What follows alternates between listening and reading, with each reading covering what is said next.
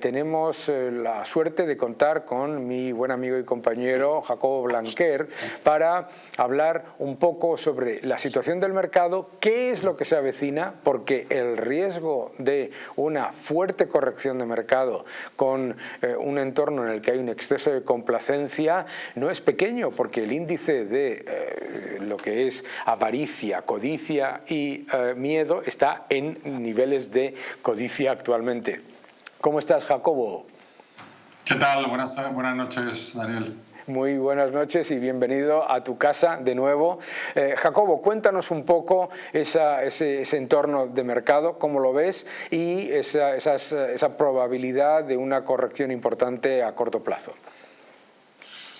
Bueno, a ver, la corrección importante. Bueno, vamos a ver. Yo creo que el mercado lo que está es en un momento en el que está descontando todo lo bueno, ve todo bonito. Es decir, está descontando que la inflación es probable que baje, o según piensa el mercado, que vaya a bajar de una manera rápida a final de año, que esto va a provocar que pueda haber bajadas de tipos y que todo ello no va a afectar ni la subida de tipos que ha habido ni la inflación que hemos tenido vaya a afectar al crecimiento.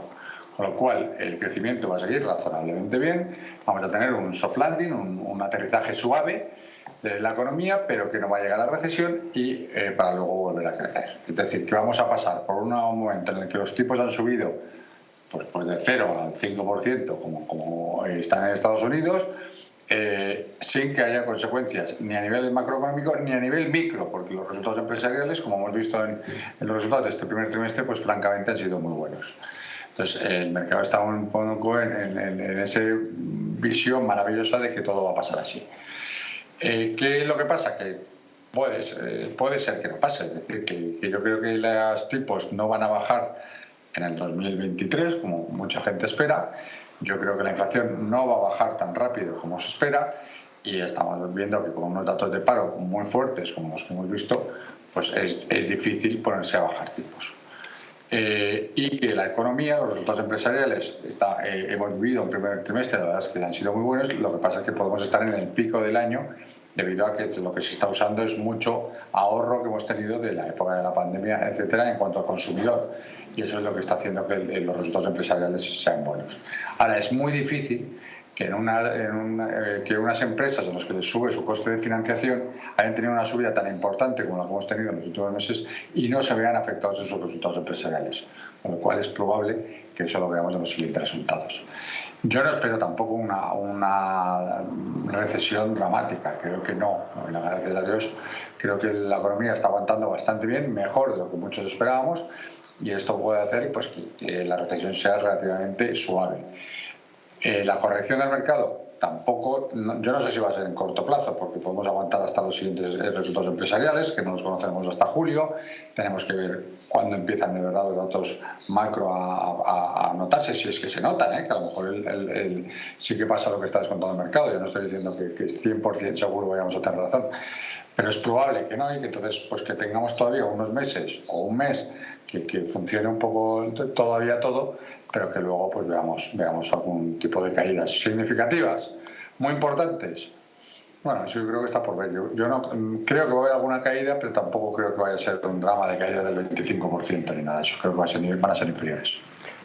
Efectivamente, más bien un entorno en el que hay un exceso de complacencia actualmente, un mercado que espera que los tipos bajen y a la vez que la economía se fortalezca, que es algo pues muy difícil que ocurra, o suben los tipos y se mantienen, que es lo más probable, y la economía, como dices tú, se mantiene en un aterrizaje suave, o tenemos un desplome de la economía, que es lo que llevaría a los bancos centrales a bajar los tipos, pero no podemos esperar bajadas de tipos y a la vez una economía que vaya bien. Y claro, yo creo que la gran diferencia es que efectivamente puede haber un entorno de volatilidad importante, pero no necesariamente un crash o una fuerte caída, entre otras cosas porque mucho de eso ya se dio en el año 2022. Pero efectivamente el posicionamiento de los inversores parece ser orientado más bien a que todo salga peligrosamente bien, ¿no? Y cuando las cosas se han torcido tanto como se torcieron entre el 2020 y el 2022 con las bajadas de tipos y el aumento de liquidez, es difícil que todo salga bien a la vez, ¿verdad? Hombre, lo que es muy complicado es que una economía, desde el punto de vista micro, unas empresas te aguanten una subida del coste financiero, que su endeudamiento al final, que no se ha notado mucho en el coste financiero y que no afecte sus resultados ni afecte a las ventas. Claro. En una inflación alta. Es complicado, que por ahora ha pasado. Lo que pasa es que hay muchos indicadores que son retrasados, como el del paro que hemos comentado, que normalmente se tarda a notar, y las subidas de tipos normalmente las empresas suelen tardar entre 12 y 18 meses en empezar a notarse realmente su publicación de resultados. Bueno, las subidas que tuvimos el año pasado, pues es probable que las empecemos a notar en los próximos resultados empresariales. Pero insisto, yo no estoy diciendo que vaya a haber un crash, creo que el mercado puede aguantar. Lo que no veo es mucho motivo para que siga subiendo, eso sí que no lo veo. Puede aguantar todavía algún mes y podríamos tener algún tipo de corrección, no excesivamente importante, pero sí que alguna corrección. Claro, o sea, efectivamente, yo creo que la clave aquí es que los inversores no continúen apostando a la expansión de múltiplos, que es lo que ha liderado el mercado en esta época de alta complacencia. Hablabas del impacto de las subidas de tipos en el consumo y en los resultados empresariales con un efecto de calaje de 12 a 18 meses. ¿Cuáles son los sectores que tú crees que están mejor protegidos para evitar el impacto de esas subidas de tipos y cuál es la mejor forma en la que los inversores pueden protegerse ante una, bueno, pues lo que comentábamos antes, ante un entorno en el que el mercado, digamos, reduzca ese nivel de euforia en el que nos hemos metido en estos primeros meses del año? Bueno, hay dos preguntas. Lo primero, los sectores. Como hemos tenido una combinación de subida de tipos provocada en gran parte por la subida de la inflación, todas aquellas compañías que tengan un poder sobre el precio, un pricing power, para poder aumentar los precios en función de los costes, del aumento de sus costes por inflación y por subida de tipos, pues lógicamente son las que mejor pueden aguantar. Lógicamente, a nivel de subida de tipos, todas aquellas que tengan menos deuda son las que mejor van a aguantar. Las que peor aguantan, lo hemos visto, son esas empresas que necesitan constantemente financiación y que lo hemos visto, todas las empresas con beneficios cero o con pérdidas en el Nasdaq son las que sufrieron unas caídas más fuertes el año pasado. Y este año no son las que están liderando la recuperación. Este año la recuperación del S&P y del Nasdaq son básicamente 5 compañías las que lo están llevando. El 80% de la subida está justificado por las subidas de Apple, de Microsoft, de Google, de Amazon y Netflix y Nvidia. O sea que no hay mucho más. Claro. Entonces, todas las empresas con pérdidas que necesitan constantemente rondas de financiación, pues cuando sube el coste, pues esas son las que tienen más complicado. Y en cómo cubrirse, bueno, yo lo único es... yo en el fondo que estoy gestionando, en Adriza Global, pues sí que estoy dispuesto a gastarme un poco de dinero en comprar coberturas. Tenemos una volatilidad que está muy baja por la complacencia que tú has comentado, que es efectivamente, como tú has dicho, y hecho hace que el VIX y la volatilidad está muy baja, con lo cual no es muy caro ahora cubrirte ante una posible caída para vencimiento de junio o para vencimiento de septiembre, que es donde nosotros lo estamos haciendo más. Con eso nos cubrimos ante posibles caídas, no al 100%, pero sí que mitigarlas y que no sean tan fuertes como las que puede tener el mercado. Esa cobertura de riesgos es muy importante cuando hay momentos de volatilidad, porque además te permiten buscar oportunidades a largo plazo. Al final somos inversores a largo plazo y buscamos pues, esos valores que lo van a poder hacer mejor en los próximos meses. Ante un escenario en el que los tipos se mantengan después de subir hasta los niveles que se espera en la próxima reunión de los bancos centrales, una renta fija que lo ha hecho muy bien y una renta variable que ha sido liderada, como comentabas tú, por esos grandes gigantes tecnológicos, ¿en qué sectores debería fijarse el inversor para buscar posibles oportunidades ante una corrección o una moderación en el exceso, como lo queramos llamar? Bueno, a ver, pues últimamente la verdad es que los sectores más defensivos no lo han hecho bien. ¿Por qué? Porque estaban descontando continuas subidas de tipos. En el momento que las subidas de tipos ya se nivelan, pues puede ser que esos sectores más defensivos, ese consumo más estable, pues tengan un mejor comportamiento. Yo todavía no me metería, a pesar de que lo ha hecho muy mal, en real estate, esperaría, yo creo que todavía puede estar tocado.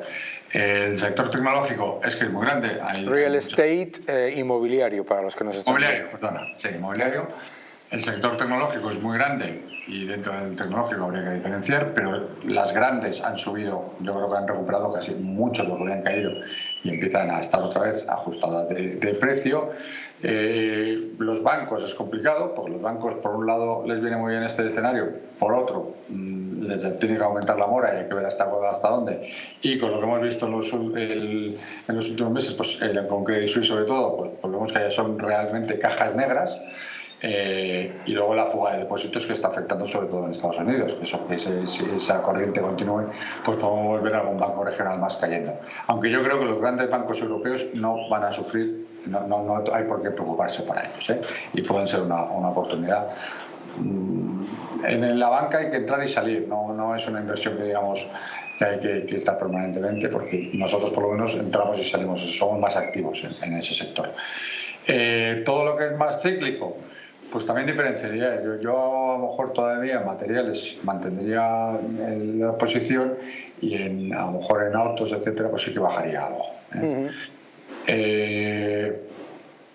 Más o menos yo me quedaría con eso. En cuanto a los activos que has dicho, sí que puede haber una oportunidad en su momento, cuando en la renta fija se empiece a descontar que puede haber bajadas de tipos, o sea, después de la próxima reunión. Incluso puede haber un rally porque pues se piense que los tipos van a bajar y que veamos cómo bajan los tipos, suben los precios de la renta fija y puede ser ahí que tener una evaluación un poco larga pueda en verano tener un comportamiento razonable. Fenomenal, pues nos quedamos con esa imagen, un mercado que probablemente pues se ha pasado de frenada en cuanto a optimismo, una posible corrección que no tiene por qué ser una situación extremadamente peligrosa, sino simplemente de ajuste de valoraciones, y los sectores que están más implicados en ese entorno, sobre todo ante lo que yo creo que es clarísimo, ¿no?, que es una ralentización económica en el que es verdad que también se reduce significativamente el riesgo de una crisis, pero no el de una recesión. Yo creo que esa es la clave de lo que tú estás comentando. Jacobo, muchísimas gracias. Yo creo que hay otra última pregunta que me gustaría hacerte rápidamente, que es, muchos inversores están pensando en los tipos, dónde se van a parar. ¿Dónde consideras tú que será ese nivel máximo de tipos en Estados Unidos y en la eurozona? Yo creo que en líneas generales estoy bastante de acuerdo con el consenso. Que haya una última subida en la próxima reunión de 25 puntos y que entonces hagan una pausa, pero no una pausa como algunos piensan para empezar a bajar corriendo, no. Eso. Una pausa para esperar y mirar, ver cómo quedan los activos, cómo queda todo.